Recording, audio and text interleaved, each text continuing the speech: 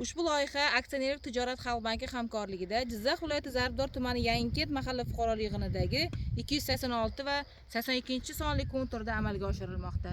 Bu yerda qovun ekilgan. Maydon hajmi 11 gektar, uzunligi 550 metr, bo'yiga esa 200 metr.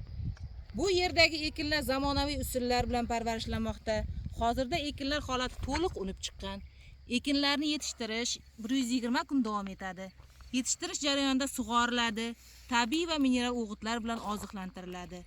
Ushbu loyihaga 22 ta dehqon xo'jaliklari biriktirilgan bo'lib, har bir dehqon xo'jaligi uchun o'rtacha 50 sotikdan yer maydonlari to'g'ri keladi.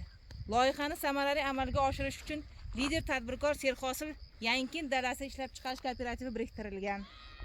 Ushbu loyiha bo'yicha har bir gektardan 30 tonna, jami 330 tonna hosil olish rejalashtirilgan. Mazkur ekin yig'ishtirib olingandan so'ng ikkinchi ekinga ham yuqori daromadli ekin turini ekish orqali yer egalarining samaradorligi yana oshirib borilishi kutilmoqda.